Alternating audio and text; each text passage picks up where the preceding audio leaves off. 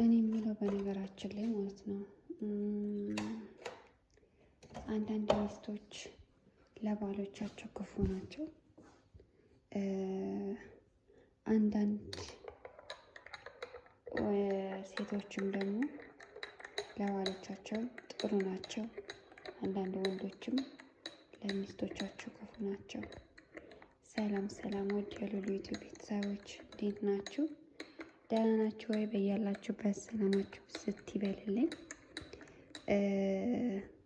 በነገራችን ላይ ዛሬ ይዤ የመጣሁት ነገር መሰላችሁ፣ አንድ ታሪኩን ያጫወተኝ ወንድማችን ነበረ። የምሬን ነው የምላችሁ። በደንብ ነው የሰማሁት፣ ጆሮዬን ሰጥቼው ማለቴ ታሪኩ በጣም ገርሞኝ ማለት ነው። እና ለካ እንደዚህ አይነት ሴቶችም አሉ፣ ለካ እንደዚህ አይነት ወንዶችም አሉ፣ ሴቶችም አሉ ብዬ ነው።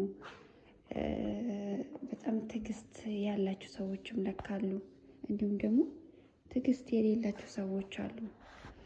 በነገራችን ላይ በጣም ነበር የገረመኝ ሲነግረኝ ታሪኩን ማለት ነው። እና ምን መሰላችሁ የነገረኝ ታሪክ፣ ሚስቱ አረብ ሀገር ከሄደች ብዙ አመታትን አስቆጥራለች። እኛ እንደምንሄደው እንደ ማንኛውም አረብ ሀገር የሚሄዱ ልጆች ነው የሄደችው ማለት ነው። እኛም እንደመጣ ነው ማለት ነው ተሰደን። ሚስቴን ስልካት አለ አግብቼ የአባቴን በሬ ሸጬ አባቴ የሰጡኝን ንብረቶች እሷ አረብ ሀገር ልሂድ እያለች ስታስቸግረኝ ተይ አትሂጂ እያልኳት ነበረ። አልሰማችኝም። እዚህ ሆነ መስራት እንችላለን አትሂጂ አልኳት። አይ ሄጂ መስራት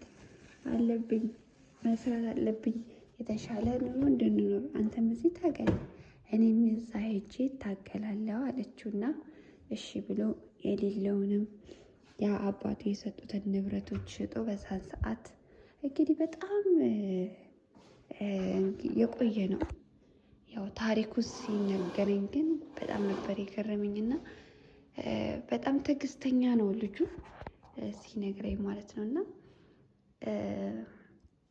ሽጬ ምን ብዬ ላኳት አለ ወደ አረብ ሀገር ማለት ነው። እና ስትሄድ እንደ ማንኛውም ሰው ሄደች። ከዛ በኋላ እንግዲህ አረብ ሀገር ታውቃላችሁ፣ አንዳንድ ሴቶች እህቶቻችን አረብ ሀገር ከሄድን አይለቀንም አይደለም። ብዙዎቻችን እውነቴን ነው የመመላለስ አባዜ ያለብን መሰለኝ። የሆነ ሂዱ የሚለን ነገር አለ ይመስላል። ምን አውቃለሁኝ። ብዙ አመት አስቆጠረች፣ ወደ 10 ምናምን እንግዲህ በትዳር እየጠበቃት ትዕግስተኛ ሆኖ እሱም ሌላ ሴትም ሳያገባ ትዕግስተኛ ሆኖ ጠበቃት እና ሁሌም ነይ ነው የሚላት። እሷ ደግሞ መጣለሁኝ እያለች በጣም ብዙ አመት ቆየች ማለት ነው። እና አንድ ልጅ አላት። የደረሰ ነው፣ ትልቅ ሆነ ልጇ ራሱ። ሰውዬው ወንድማችን ማለት ባለው ነው ያሳደገ፣ እሷ አላሳደገችው ማለት ይቻላል። ሕፃንነት እያለ ነው ጥላው የሄደችው። በጣም ብዙ ነገር ማለት ነው። እና ከዛ በኋላ እንግዲህ አረብ ሀገር ወጥተው ወይ ትዳር ይዣለሁ የራስህን ኑሮ ኑር አላለችው፣ ወይ ደግሞ መጥቼ በቃ አብረን እንኖራለን አላለችው። ልጁን ግራ አጋባችው።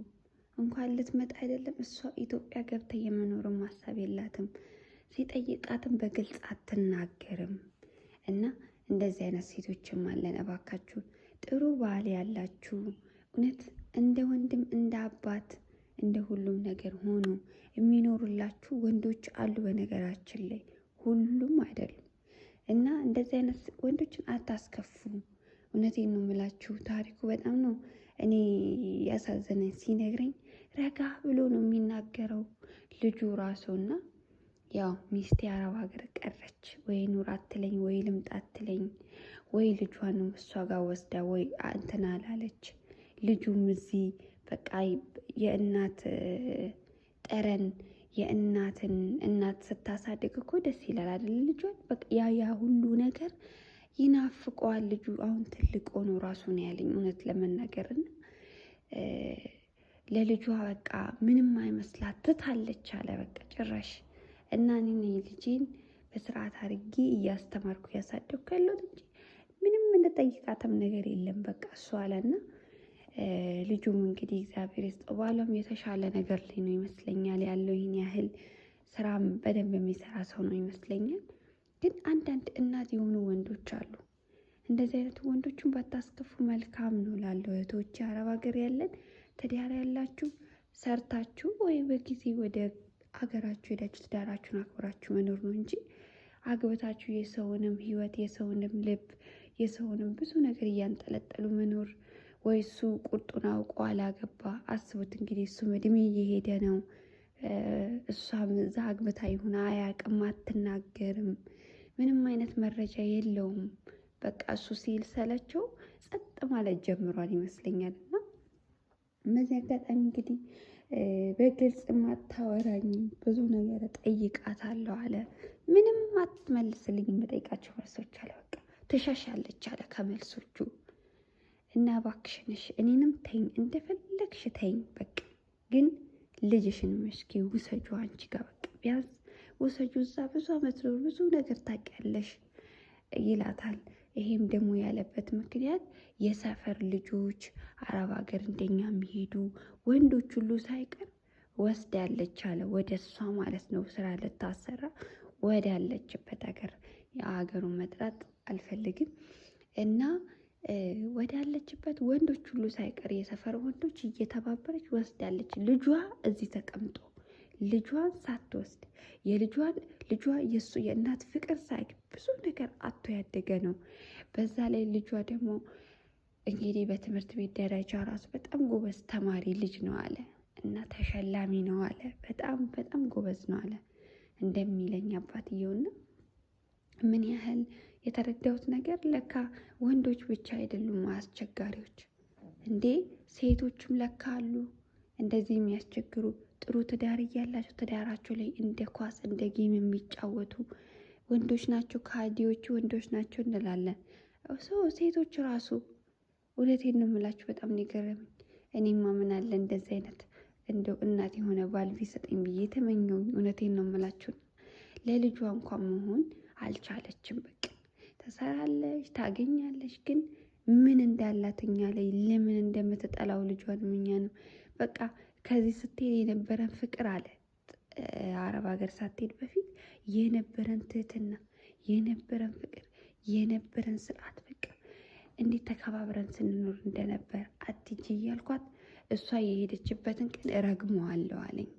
በቃ እሷ የሄደችበትን ቀን አልወደውም አለኝ። ምክንያቱም እሷ በዛን ጊዜ ከወጣች ጊዜ ጀምሮ ነው ቢያንስ ሄደ አረብ ሀገር ለተወሰነ አመታት በስርዓት በቃ ከኛ ጋር በስርዓት ነበረች። በቃ ትህትናዋ ብዙ ነገሯ ደስ ሲል ነበረ። በቃ ሁሉ ነገሯ አለና ከሆነ ጊዜ አመታት በኋላ እየተቀየረች መጣች። ኢቭን ቤተሰቦቿ ራሱ ልጃችን ምን ሆነሻል? ምንድን የነካሽ? ምንድን ነው እንደዚህ የሚያደርግሽ? እያሉ በቃ እነሱ ናቸው እየመጡ ልጇን ራሱ እየጠየቁ እኔንም በርታ እያሉኝ በቃ ልጃችን እንግዲህ አትቀየም በቃ ቤተሰቦቿ ራሱ እያጽናኙ እንደምንም ነው አለና በጣም ነው የሚያሳዝነው። ብዙ አይነት ታሪክ አለ። እኔ ከዚህ በላይ ባወራላችሁ ደስ ባለኝ ነበረ፣ ግን በጣም ጊዜ ይፈጃል። በጣም ብዙ ነገር ስለነገረኝ ማለት ነው። እና ከባድ ነው አንዳንዴ ለካ ጋይስ፣ የምሬን ነው ሰዎች። እኛ እኮ ለካ በጣም ከባድ ነገር ነው እና በጣም ብዙ ታሪክ ነው የነገረኝ። በቃ እኔ ምክንያቱም አረ በጣም ነው የሚያሳዝነው። ሰው ለካ ስንት ታሪክ እያወቀ እፍን አድርጎ ነው የሚኖረው። አሁን ይሄ ሰውዬ እንግዲህ እኔን ስለሚያቀኝና እንዲሁም ደግሞ እውነት ለመናገር በአካል ራሱ አውቃቸዋለሁኝ። እንደ አጋጣሚ ነው እንዴት ነው ሚስት ልጆች ሰላም ናቸው ብዬ ስጠይቅ ያለውን ታሪክ ያካፈለኝ እስከ ዛሬ እኔ ራሴ በጣም ነው የገረመኝ። እንዴ እስከ ዛሬ እኮ እኛ ራሱ እኮ አናውቅም። አንተ ይሄን ያህል ታሪክ አፍነኝ ይሄን ሁላ ጊዜ ይሄን ሁላ አመት መኖር በጣም ነው የሚያሳዝነው ብዬ ደግሞ አያስታውቅም። በቃ እንዲህ እንዲህ ነው ብሎ ለሰው ቀና ብሎ የሚናገርም ሰው አይደለም ባልየውና። ኧረ በስመ አብ። እውነት አንዳንድ እህቶች ግን ባሎቻችሁ መጫወቻ አታርጉ። ትዳራችሁ የምትፈልጉ ከሆነ እንፈልጋለን በሉ።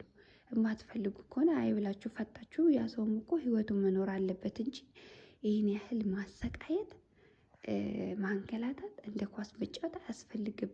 እኔ ወንዶች ናቸው እንደዚህ የሚያደርጉት፣ እንደዚህ በቃ ሁሌም በሴቶች ላይ የሚጫወቱት ብዬ ነበረ ማስበው።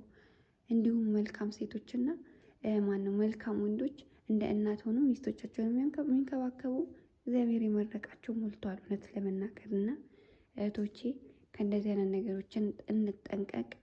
እንደዚህ አይነት ወንዶች ደግሞ መልሰን በህይወታችን ላናገኝ እንችላለን። እውነት ለመናገር የዘራነውን ነው የምናጭለው እና በጣም ብዙ ታሪክ ነበር ያወራኝ። እውነት ለመናገር እኔ በአጭሩ እንደው ያስተምራል ብዬ አስቤ ነው ቪዲዮ የሰራሁበት እንጂ ከዚህ በላይ ባወራላችሁ በጣም በጣም ደስ ይለኝ ነበረ። ግን በጣም ሰዓት ይፈጃል እና እኔ ይህን ሁላ ዓመት ያላወቅኩት ሰው ለካ እኔ ከተገረምኩት ነገር ምንድነው ታውቃላችሁ?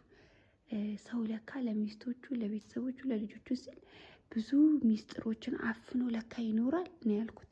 በነገራችን ላይ ይህን ሰውዬ እንግዲህ ማንም ሰው አያውቅበትም።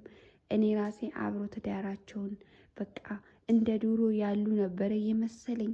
ምክንያቱም ምንም አይነት ጭምጭምታም ሆነ ምንም አይነት አክት ሰውየውም ሆነ ኢትዮጵያ ላይ አያሳይም። በቃ ኑሮ ቤቱን፣ ትዳሩን፣ ቤታቸውን ሄዳችሁ ብታዩ ልክ በቃ ሚስት ያለሽ ነው የሚመስለው። በጣም ጉበዝ ነው በቃ ሰውየው ልጁ ማለት ነው። እና ኧረ እንደዚህ አይነትም ሰዎች አሉ። ተው ሴቶች፣ እንደዚህ አይነት ወንዶች ስታገኙ እግዚአብሔርን እያመሰገናችሁ መያዝ ነው እንጂ እንደዚህ አይነት ወንድ መልሳችሁ በህይወታችሁ አታገኙም። አትጉዱ ነው የምለውና እኔ ወንዶች ናቸው ሴቶችን የሚጎዱ ብዬ ነበር የምከራከረው። እውነት ለካ እንደዚህ አይነትም ሰዎች አሉ። ሚስጥር አፍኖ ለሚስቱ ለምን ለራሱ ለልጁ የሚኖር ዝቅ ብሎ እንዴ! ሰውየው በጣም በበዛ ሰዓት ወጣትም ነው። ይሄን ያህል አሁንም ያረጀ አይደለም፣ ገና ልጅ ነው። ግን ወይ እድሜውን መጠቀም አለበት ብዬ ነው የማስበው። ካልፈለገችው እሷም እዛ አግብታ ከሆነ እንግዲህ አግብቻለሁ ብላ መናገር ነው በቃ። እሱም እኮ ሰው ልጅ ነው፣ ህይወቱን መኖር አለበት። እሷን እድሜ ልኩን መጠበቅ የለበትም ብዬ ነው የማስበው። ነው ሀሳብ አስተያየት ካላችሁ እንግዲህ በኮሜንት ስር ጻፉልኝ። ስላዳመጣችሁኝ በጣም አመሰግናለሁ እህት ወንድሞቼ። ሀገራችንን ሰላም አድርግልን። በቀጣይ ቪዲዮ እስከምንገናኝ መልካም ቆይታ ይሆንላችሁ።